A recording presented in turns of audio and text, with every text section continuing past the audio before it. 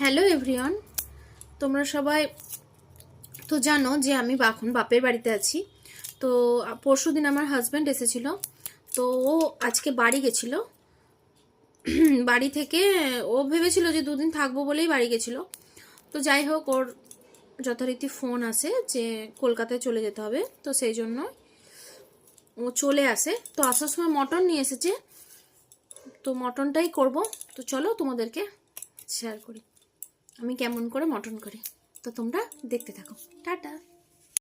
মাংসটা আমি আগেই সিটি মেরে নিয়েছি, তো তখন আলুগুলো সিটি মারা হয়নি বলে সেই জন্য আমি আলুগুলো একটু ছোটো ছোটো সাইজের দিয়েছি। তো আলুগুলো এখন তেলে ছেড়ে দিচ্ছি, একটু ভেজে নেবো লাল লাল করে। আমরা আবার মাংস আলু ছাড়া খেতে পারি না, মাংসে আলুটাই বেস্ট। আর লাল লাল করে না ভাজলে মাংসটা ভালোও লাগবে না। তো চলো ভেজে নিই, তারপরে আবার পরে একটা দেখাচ্ছি। ছোটো এলাচ আর গরম গোল, এটাকে কী বলে, লবঙ্গ দিয়ে দিয়েছি আর তেজপাতা দিয়ে দিয়েছি। এবার এটার মধ্যে তেলটা হয়ে গেছে, এবার এটার মধ্যে আমি পেঁয়াজ দিব।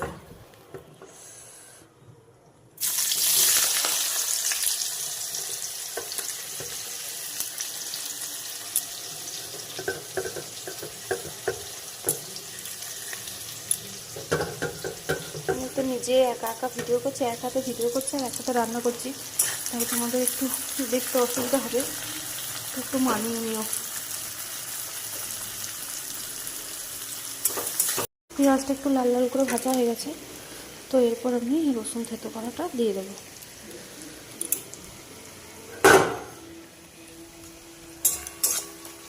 লাল লাল করে ভাজা হয়ে গেছে, এবার আমি আদা বাটা দিয়ে দেবো, একটু দিয়ে দিলাম। তো এবার এটার মধ্যে আমি গুঁড়ো মশলা দিয়ে দেবো, হলুদ গুঁড়ো, জিরে গুঁড়ো, লঙ্কা গুঁড়ো, মিট মশলা,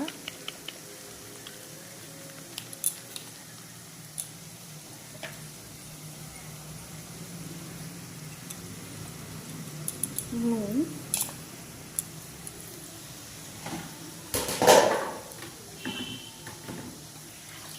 দিয়ে একটু সামান্য জল দিয়ে দেবো, মশলাটা কষবো।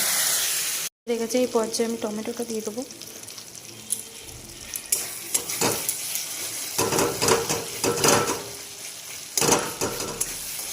টমেটোটা একটু মশলার সাথে মিশিয়ে নিয়ে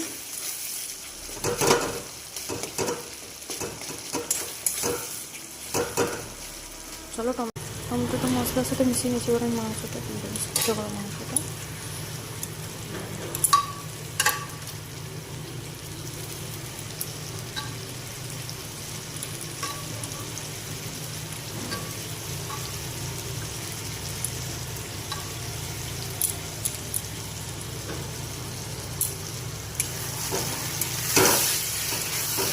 চলো নেড়ে নিই।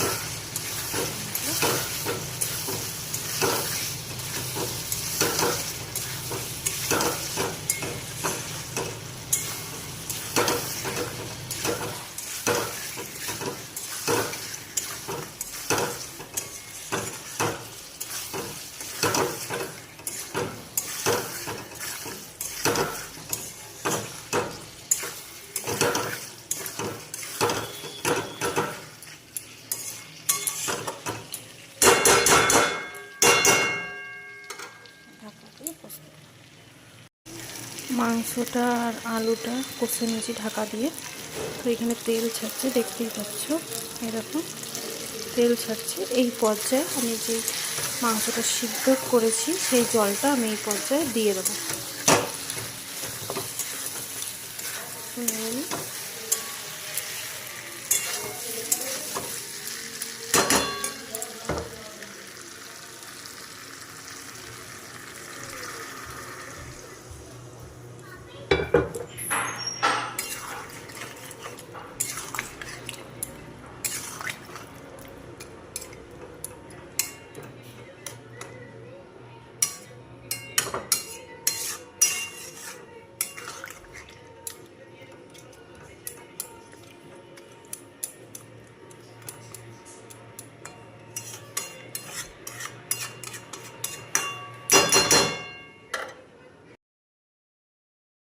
ভিডিওটা এখানেই শেষ করছি।